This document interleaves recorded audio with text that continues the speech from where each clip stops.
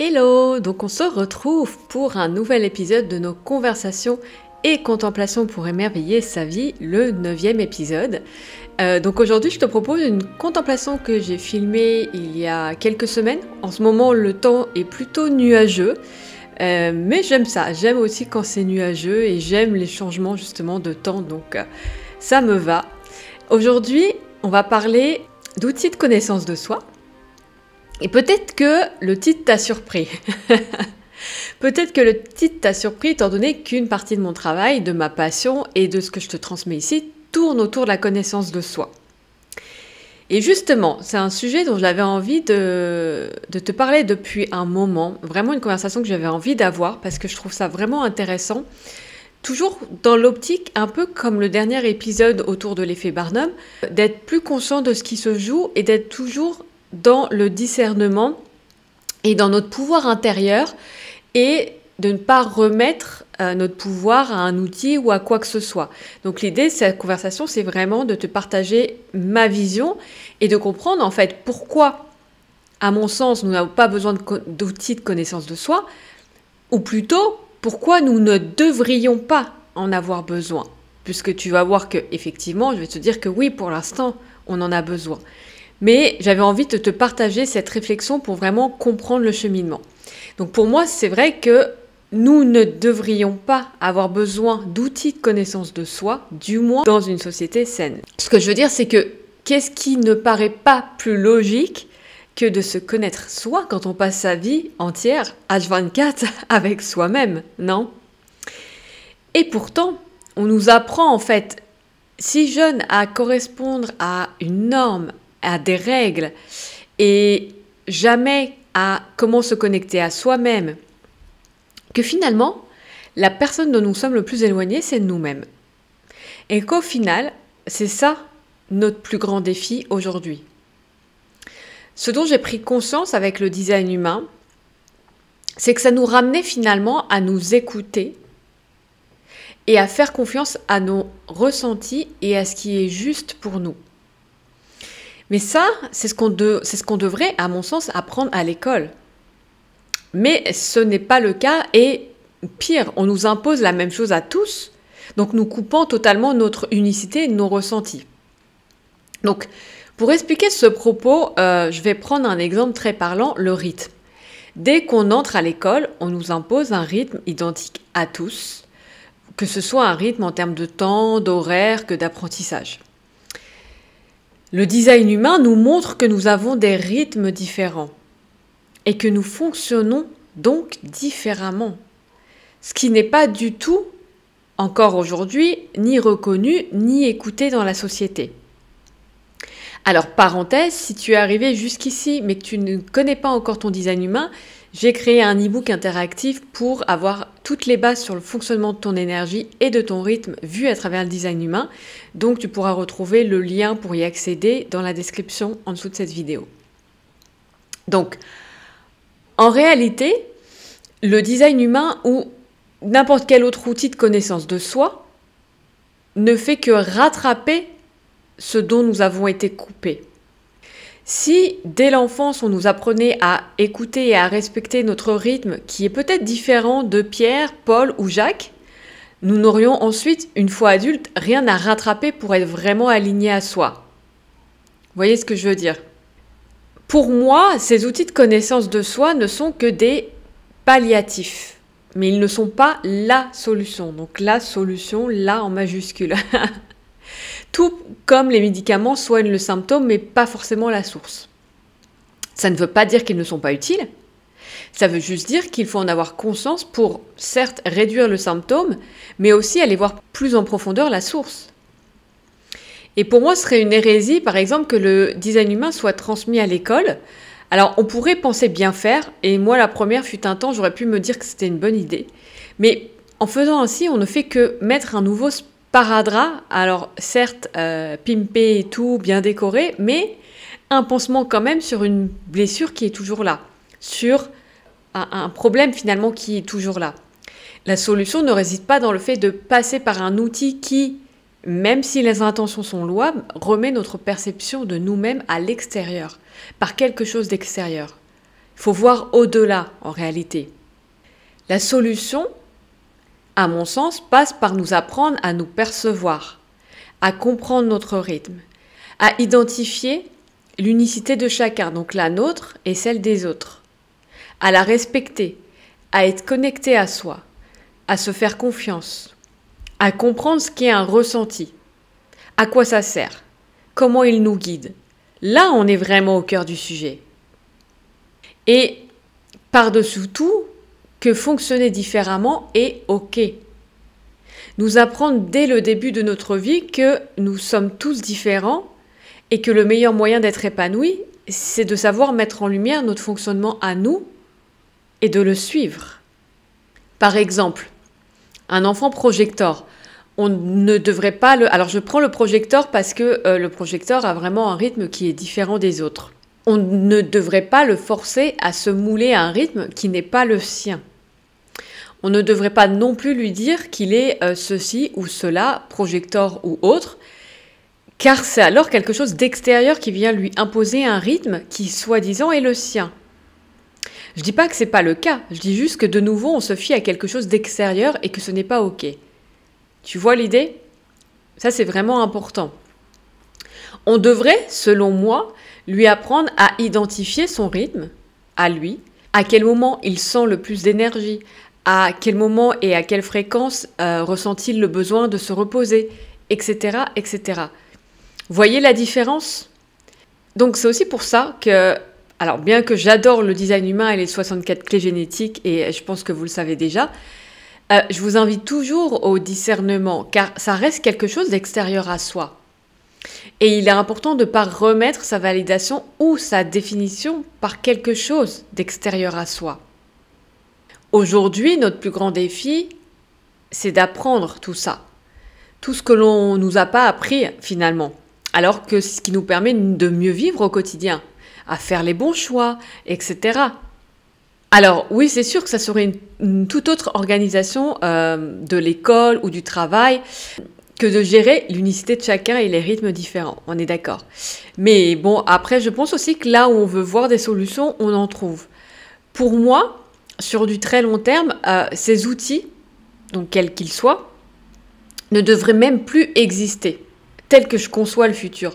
Puisque nous saurons exactement qui nous sommes, nous saurons reconnaître et respecter notre énergie, et la société sera conçue de telle façon à ce que chacun puisse respecter qui il est, faire les choses à sa manière. Alors oui, je suis une utopiste. Je l'assume.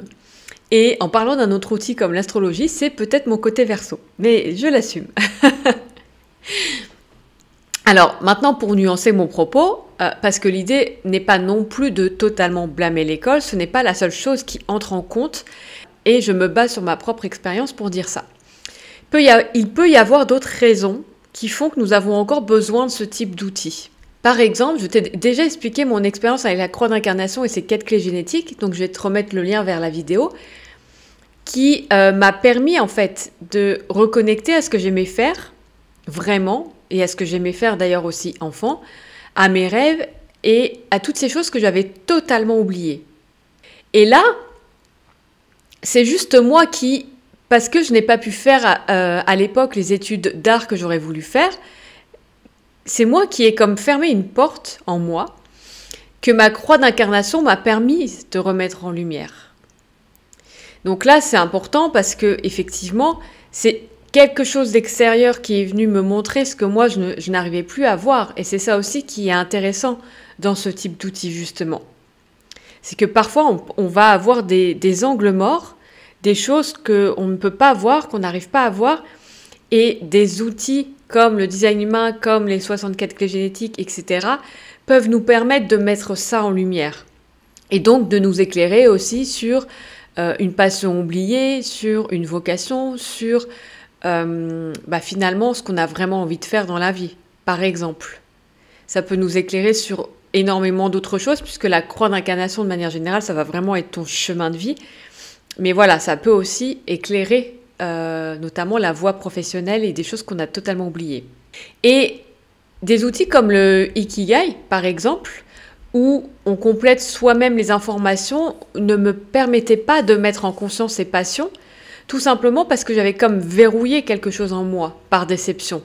Donc en fait, les exercices du Ikigai où effectivement il faut mettre à un moment donné qu'est-ce qu'on aime faire, etc., c'est quelque chose que je ne parvenais pas à compléter ou à remplir parce que j'avais fermé ça en moi. Donc j'arrivais pas, par cet outil-là en tout cas, à mettre ça en lumière. Alors que la croix d'incarnation, le design humain et les 64 clés génétiques, en me présentant des informations sur moi-même, m'ont permis de réveiller cette part de moi, m'ont montré ce que je ne voyais plus. Donc certes, c'est donc quelque chose d'extérieur qui est venu me montrer ce que j'avais oublié. Mais ce qui compte, c'est la résonance que ça fait pour moi, les liens que je fais avec mes souvenirs, etc. Et ça, je crois que c'est toujours quelque chose d'important en fait, la résonance. Et c'est pour ça que ce qui doit être priorisé par rapport à n'importe quel outil de connaissance de soi, c'est aussi ton ressenti.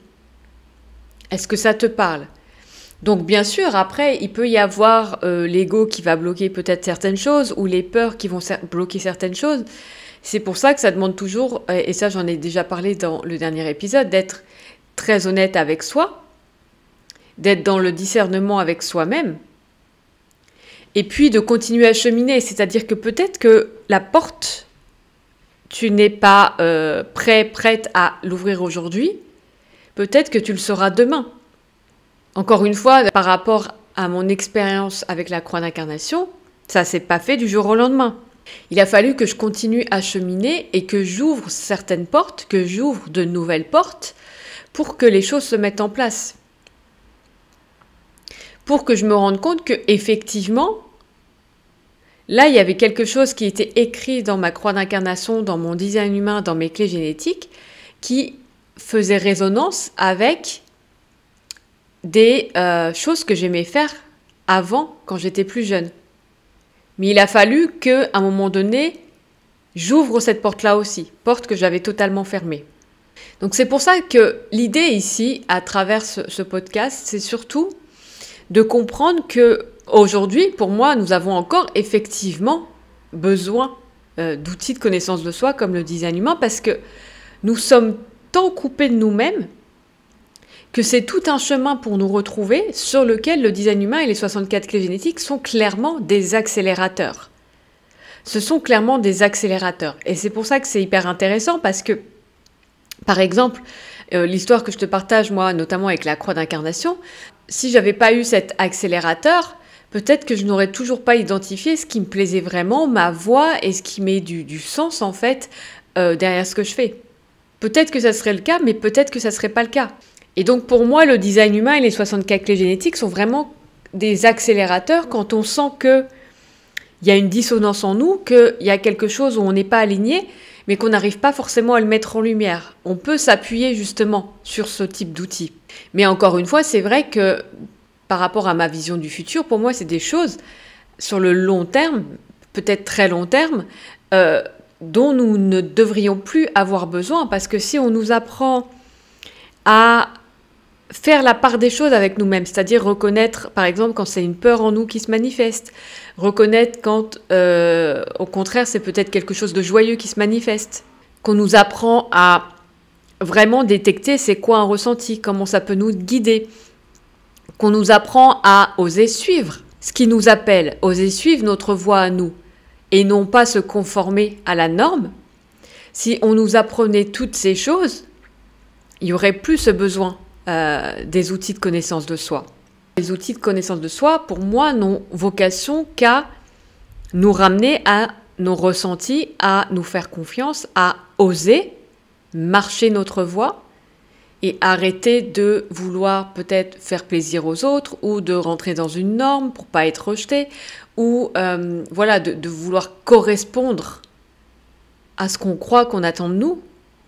Et à partir du moment où effectivement on est capable en fait de faire ça, l'utilité de ces outils va forcément baisser puisque du coup on est capable de se connaître soi, d'être en harmonie avec soi et d'oser suivre notre rythme, d'oser suivre ce qui nous appelle vraiment, d'oser suivre notre intuition, se faire confiance. Et du coup, on peut cheminer ainsi en étant aligné à soi, sans avoir besoin que quelque chose d'extérieur vienne nous confirmer.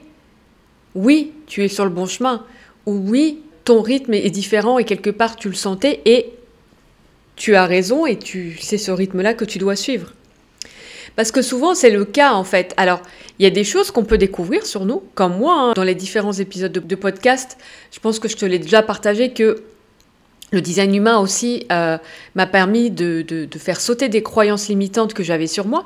Donc, ça m'a permis de découvrir des choses sur moi que je ne voyais pas, que je ne croyais même pas que j'étais. Je croyais même être l'inverse. Donc, ça m'a permis de découvrir des choses sur moi. Et parfois, par contre, il y a ce truc où on se dit, mais en fait, je le savais, je le sentais. Par exemple, le fait d'avoir un rythme différent ou un rythme plus lent, parce que moi, par exemple, je suis projecteur. En fait, ouais, je le sentais, je le savais, mais j'osais pas vraiment suivre ça, ou j'osais pas faire confiance à ça, parce que c'est pas ce que font la majorité des gens, ou c'est pas comme ça que fonctionne la société. Vous voyez ce que je veux dire ? En réalité, c'est vrai qu'il y a deux options. Il y a deux optiques avec le design humain et les 64 clés génétiques. Et je l'ai constaté aussi avec mes clients, c'est que soit on a l'impression effectivement de découvrir des choses sur nous, ou soit en fait ça fait comme un effet révélation dans le sens où ouais, c'est vrai que je sentais ça en fait. C'est vrai qu'il y avait ce truc-là, ou c'est vrai que j'avais ce ressenti, mais j'osais pas en fait y aller, j'osais pas faire confiance à ça. Et puis parfois parce que c'est pas tout à fait mis en lumière, donc c'est difficile en fait d'oser suivre ça. Et donc le design humain et les 64 clés génétiques nous donnent un peu en quelque sorte cette autorisation. Même si encore une fois, on ne devrait pas avoir d'autorisation extérieure, mais il y a vraiment ça. Et d'ailleurs, il y avait une phrase que je disais souvent, c'est le design humain ne te dit pas qui tu es, il t'autorise à l'être. Pour moi, il y a vraiment cet effet de ah ok, mais en fait, je fonctionne différemment, mais c'est normal en réalité. Moi, ce que je croyais anormal, en fait, c'est tout à fait normal. Donc, je peux suivre ce rythme, je peux suivre ce qui m'appelle, ou je peux faire les choses à ma manière. Parce qu'en réalité, il n'y a pas un rythme ou il n'y a pas une manière de faire. Il y en a autant que de personnes qui existent. Et c'est à ça que nous amènent les outils. Mais au fond, vous voyez, je pense que vous avez compris avec le déroulement de la réflexion, c'est que au fond, c'est déjà là en nous. Et si on parvenait juste à faire confiance à ça, à se faire confiance et à oser, eh bien en réalité, on n'aurait plus besoin de ces outils de connaissance de soi. Parce qu'on n'aurait plus besoin de quelque chose qui vienne à l'extérieur nous valider, nous autoriser. On pourrait peut-être encore en avoir un peu besoin, comme dans mon exemple, pour mettre en lumière certains angles morts, effectivement, avec lesquels, là, il n'est pas juste question de suivre son ressenti ou de suivre son intuition, et encore que. Mais voilà, ça peut nous aider quand même à mettre ces angles morts si on a vraiment fermé une porte et que c'est difficile de l'ouvrir par nous-mêmes. Mais par rapport à ce qui est de faire confiance à notre façon de fonctionner, à notre façon de faire les choses, à notre intuition, à notre ressenti, effectivement, on pourrait faire ça seul sans avoir besoin d'outils de connaissance de soi. Si on était dans une société structurée ainsi qui nous apprend c'est quoi tout ça, là, tout ce qui se passe en nous, comment on fonctionne, nous, à l'intérieur, parce que c'est ce qu'on ne nous apprend pas et c'est quand même la base, en fait, du bien-être, justement, du bien-être avec soi, du bien-être avec les autres, parce que quand on accepte notre propre rythme différent, notre unicité et de faire les choses à notre manière, je pense qu'on est plus aussi en capacité d'accepter que l'autre fonctionne différemment, que l'autre a un rythme différent, et que ça ne remet pas en cause notre personne. Parce que parfois, c'est ce qui se joue aussi. C'est qu'on a un peu le sentiment que si on est différent par rapport à l'autre, ça nous remet en cause. Eh bien non, ça ne nous remet pas en cause. Et donc, on est en mesure de s'accepter soi, mais aussi d'accepter plus facilement les autres. Donc, si ce sont des choses que tu as envie d'approfondir, et notamment si tu as envie de mieux comprendre ton chemin de vie vu à travers le design humain et les 64 clés génétiques, l'analyse de ta croix d'incarnation que je te propose est parfaite pour ça. Mais le point où je voulais en venir avec cette réflexion, c'est encore une fois d'ouvrir la porte à découvrir ce que ces outils ont à nous apprendre de nous-mêmes sans leur remettre totalement notre pouvoir.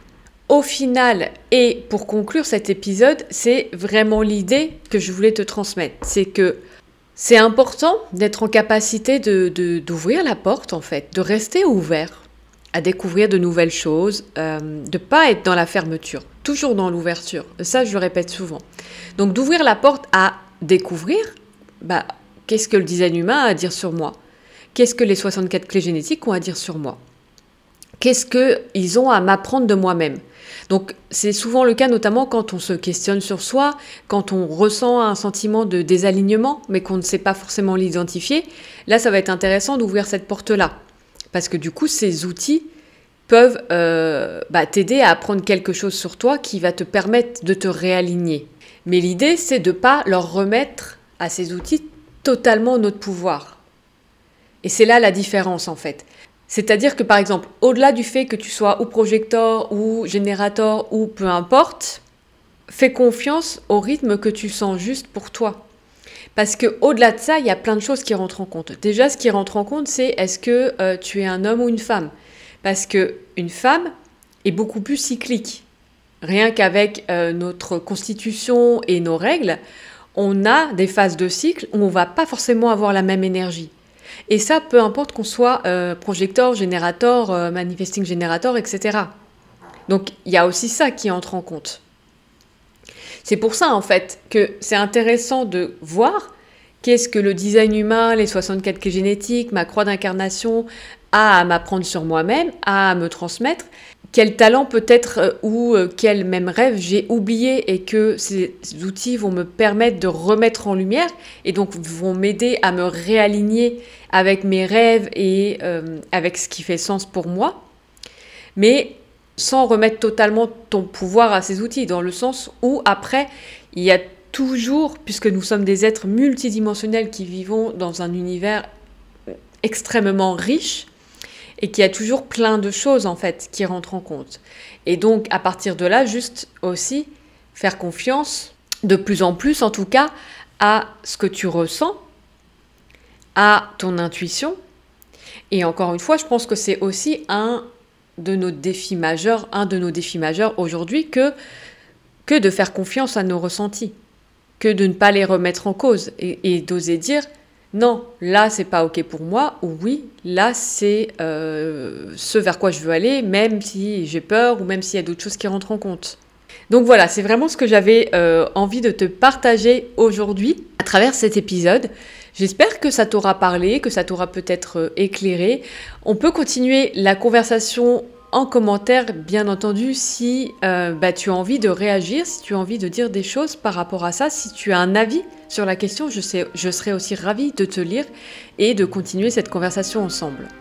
Donc sur ce, je te souhaite une belle journée ou une belle soirée selon quand tu vas écouter cet épisode et je te dis à très vite pour le prochain épisode.